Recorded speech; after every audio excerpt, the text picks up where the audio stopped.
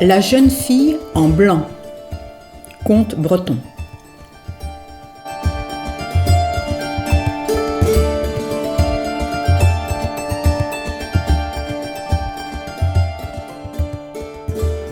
Il était une fois un jeune homme dont la famille était si pauvre qu'il était obligé de passer son temps à ramasser du bois mort pour permettre à la maisonnée de se chauffer.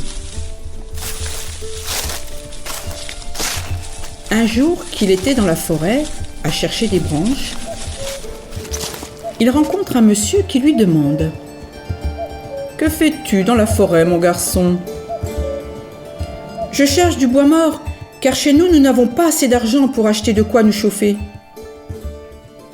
Si tu veux être mon serviteur, viens me retrouver ici dans un mois, et je te donnerai de l'argent. »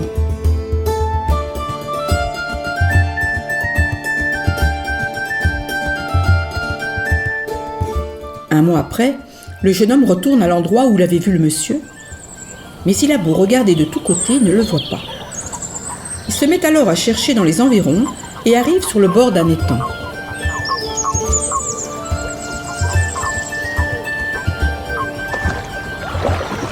Là, 3 jeunes filles s'y baignent.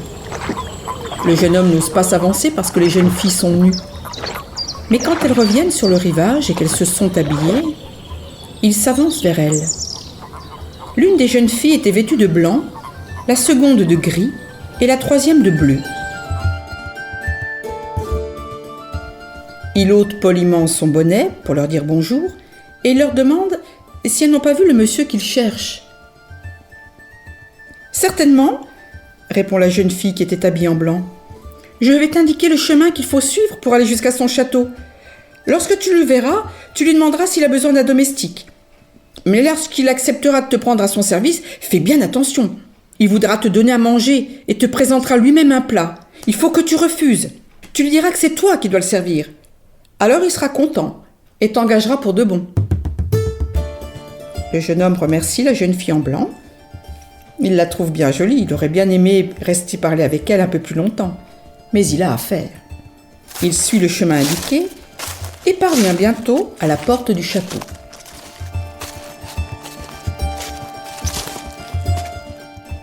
C'est un grand château enclos de murailles très hautes avec une porte de bronze.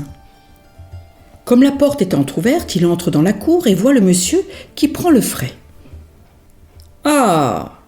dit le monsieur, « je te reconnais. C'est toi que j'ai rencontré dans la forêt il y a un mois. Veux-tu être mon domestique ?»« Je le veux bien. » Le monsieur le fait entrer dans le château, puis il présente un plat de viande en l'invitant à manger.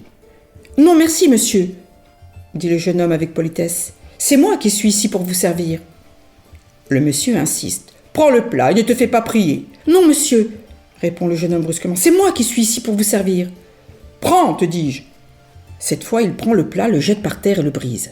« Ah !» dit le monsieur sans se fâcher. « Voici un domestique qui me plaît. C'est bien. Si tu veux faire les 3 choses que je vais te commander, tu auras une de mes 3 filles. Je te le promets. »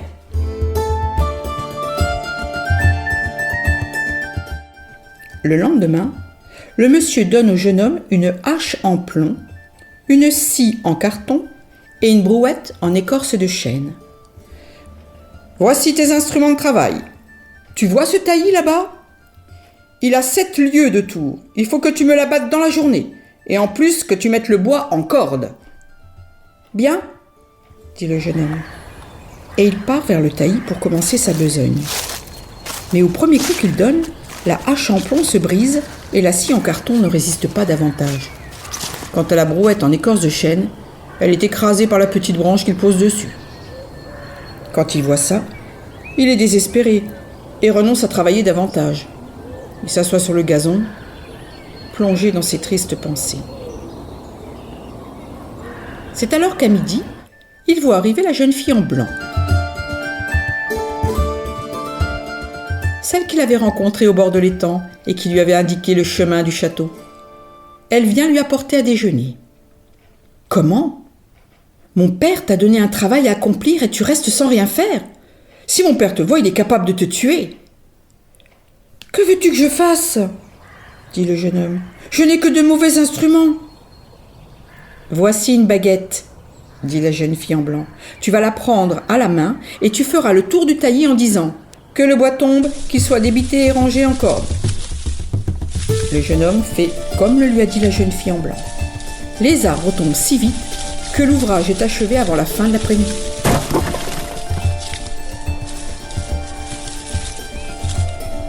Le soir, le monsieur lui demande « As-tu accompli ta tâche ?»« Oui, monsieur, vous pouvez aller voir. » Le monsieur va voir le travail. Il est un peu étonné. « C'est bien, dit-il.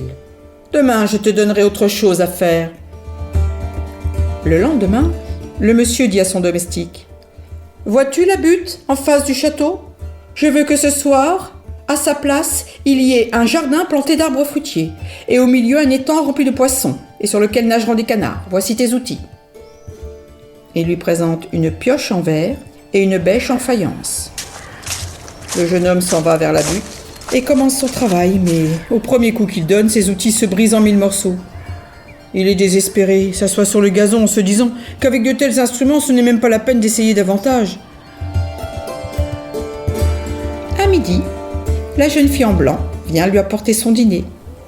Quand elle le voit assis sur le gazon, elle s'écrie « Eh bien, malheureux, je te retrouve encore les bras croisés. Si mon père te voyait, il te tuerait sûrement. »« Que veux-tu que je fasse avec une pioche en verre et une bêche en faïence ?»« Tiens, dit la jeune fille en blanc, voici une baguette. Tu vas faire le tour de la butte en disant que la butte soit aplanie et qu'à sa place il y a un beau jardin planté d'arbres fruitiers et au milieu un étang poissonneux sur lequel nageront des canards. »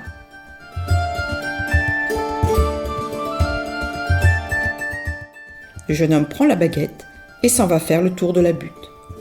Et tout ce qu'il demande s'accomplit rapidement. Le soir, le monsieur lui demande « Ton ouvrage est-il fini ?»« Oui, vous pouvez aller voir. » Le monsieur va voir et il est encore, ma foi, plus surpris que la veille.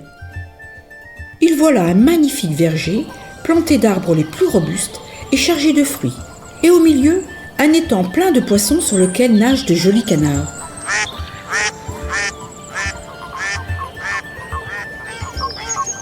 « C'est bien, dit le monsieur. Demain, je te donnerai autre chose à faire. Il y a une tourterelle sur la plus haute tour du château.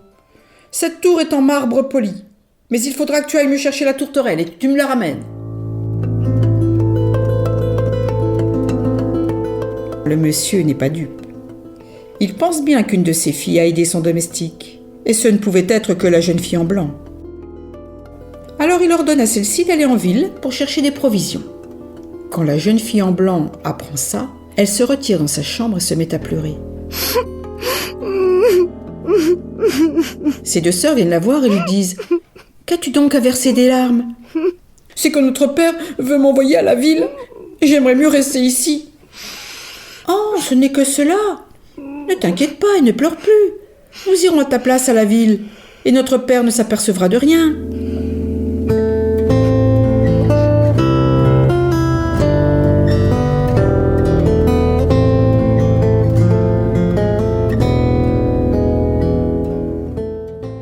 Le lendemain, à midi, la jeune fille en blanc vient apporter son dîner au jeune homme. Elle le trouve assis au pied de la tour en train de méditer tristement sur son sort. « Eh bien, dit-elle, je te trouve tous les jours à ne rien faire, alors que mon père t'a ordonné de travailler pour lui. S'il te voyait ainsi, il te tuerait sûrement. » Le jeune homme la regarde d'un air accablé. « Je ne suis pas capable de monter sur cette tour. Elle est plus glissante que du verre. »« Il est impossible de monter sur cette tour. Et la tourterelle ne peut être prise que si elle descend. Mon père t'a demandé une chose impossible, parce que si tu réussis, il ne pourra empêcher que je me marie avec toi. »« C'est vrai ?» dit le jeune homme. « Tu voudrais bien te marier avec moi ?»« Oui, » répondit la jeune fille en blanc. « Je vais donc t'aider. Mais il faut que tu suives jusqu'au bout les recommandations que je te fais. »« Je t'écoute. Ce n'est pas difficile, dit la jeune fille. Il suffit que tu prennes un chaudron, que tu me coupes en morceaux et que tu y mettes tous les morceaux dedans. »« C'est impossible, dit le jeune homme. J'aimerais mieux mourir que de faire du mal à une aussi jolie fille que toi. Il faut que tu fasses ce que je te dis. C'est le seul moyen. Quand tu auras mis tous mes morceaux dans le chaudron, tu allumeras le feu par-dessous. Alors la tourterelle descendra et tu pourras l'attraper. Mais toi, ne t'inquiète de rien et obéis-moi. Le jeune homme finit par se laisser convaincre. Il découpe en petits morceaux la jeune fille en blanc, mais au lieu de mettre tous les morceaux dans le chaudron, il garde l'os du petit doigt du pied gauche. Quand il a fini de remplir le chaudron, il allume le feu par-dessus. La fumée s'élève et devient épaisse, et elle atteint bientôt le sommet de la tour. Alors la tourterelle descend au-dessus du chaudron, et le jeune homme peut la saisir. Il se demande ce qui va arriver à la jeune fille en blanc, mais quand le feu a cessé de brûler, elle sort du chaudron, tout entière et encore plus belle qu'elle ne l'était auparavant. Il lui manque seulement l'extrémité du petit doigt de son pied gauche. « As-tu bien mis tous les morceaux dans le chaudron ?» demande la jeune fille. « Non, avoue le jeune homme, j'ai gardé l'os du petit doigt de ton pied gauche. »« Tu as bien fait, » dit la jeune fille en blanc. « Ça pourra nous aider le moment venu, garde-le. Maintenant que tu as réussi les épreuves que mon père t'a imposées, il sera obligé de te donner une de ses filles. Mais il nous présentera à toi de telle façon que tu ne pourras pas me reconnaître autrement que par le petit doigt de mon pied gauche. »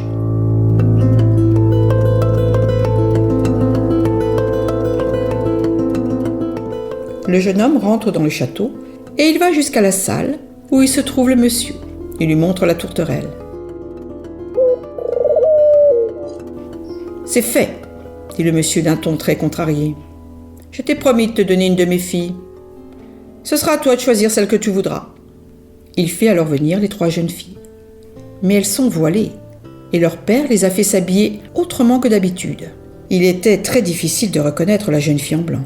Cependant, grâce au bout du petit doigt qui manquait à son pied gauche, le jeune homme la reconnaît aisément. Il va vers elle sans hésiter, et c'est elle qui l'épouse sur le champ.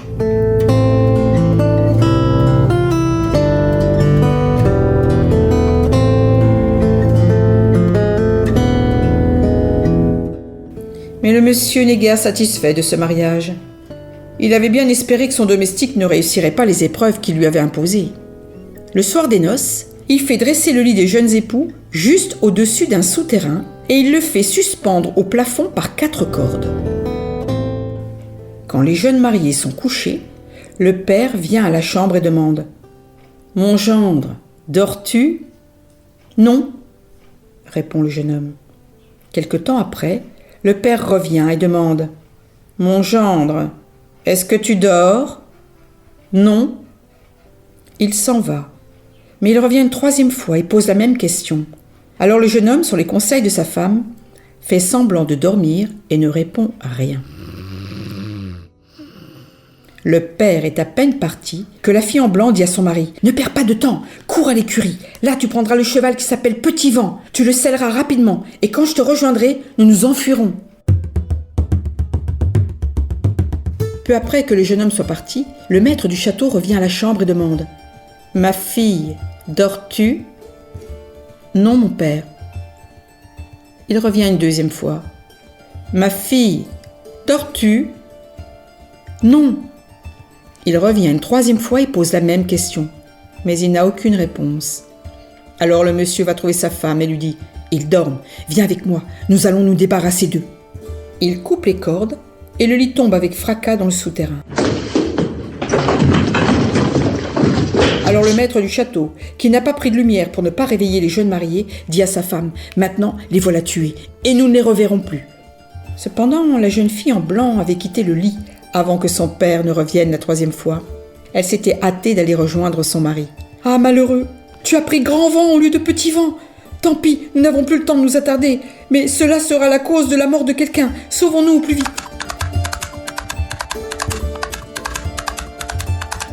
Le cheval les emporte dans la nuit, plus rapide que le vent.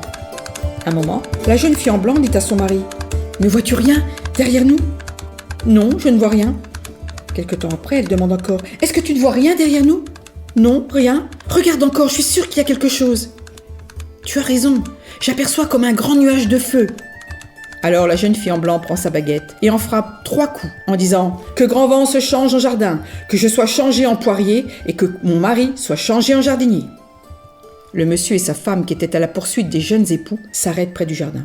« N'avez-vous pas vu ?» demande-t-il au jardinier. « Un petit bonhomme à cheval qui passait par là avec une jeune fille en blanc. »« 3 poires pour 1 sou, répond le jardinier. Ce n'est pas ça que je demande. Avez-vous vu passer un petit bonhomme avec une jeune fille en blanc? 4 pour 1 sou parce que c'est vous, répond le jardinier. Est-il bête cet homme, dit le monsieur. Et ils continuent leur poursuite. Quand ils sont partis, la jeune fille en blanc, son mari et Grand Vent reprennent leur forme naturelle et reprennent leur voyage.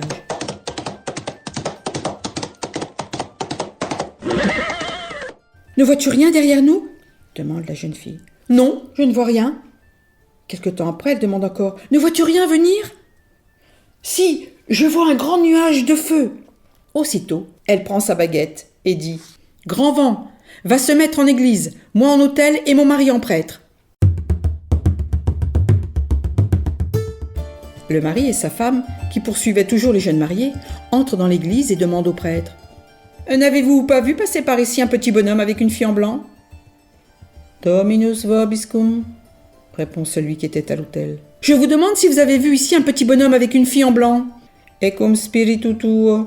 Est-il sot, ce prêtre? Murmura le monsieur. Dès qu'il est sorti d'église, la baguette fait encore son office. Grand Vent et ceux qui le montent reprennent leur forme naturelle et continuent leur route.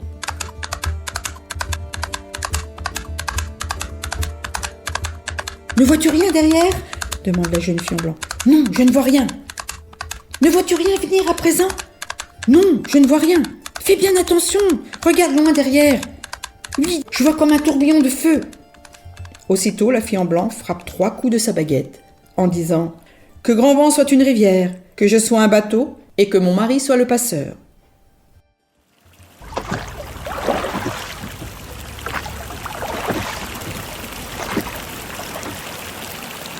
Quand le monsieur et sa femme sont arrivés au bord de la rivière, ils disent au batelier « Passeur, avez-vous vu par ici un petit bonhomme avec une fille en blanc ?»« Oui, je les ai passés il n'y a pas bien longtemps. » Aussitôt, ils entrent dans le bateau. Mais quand ils sont au milieu de la rivière, le bateau chavire et le monsieur et sa femme se noient.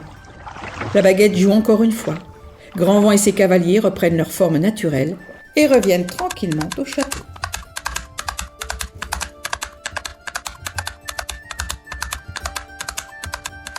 Ils ont toute la fortune du monsieur. Et depuis, je ne sais pas ce qu'ils sont devenus.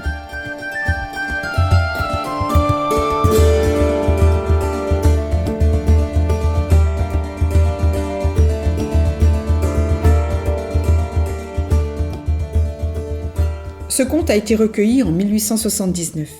On y retrouve le chaudron de résurrection et de renaissance connu dans la tradition irlandaise, le thème du démembrement de la divinité, puisque la jeune fille en blanc, en fait, est une divinité, elle a pris un aspect d'une déesse protectrice. Ce thème du démembrement, il est répandu dans toutes les traditions. La tourterelle, elle symbolise l'âme de la jeune fille en blanc. Grâce à son démembrement, grâce au feu sous le chaudron, et grâce à l'intervention du jeune homme, la jeune fille divine retrouve son âme et sa liberté. Tout cet épisode se réfère au mystérieux rite de Samhain, la grande fête celtique des morts, marquée par des cérémonies assez obscures. Un autre conte assez semblable, qui a été recueilli à Ouessant, ressemble un peu à ce récit. Il s'agit des les femmes cygnes, là où les jeunes filles viennent sur l'étang sous forme d'oiseaux. Les deux contes proviennent de la même source.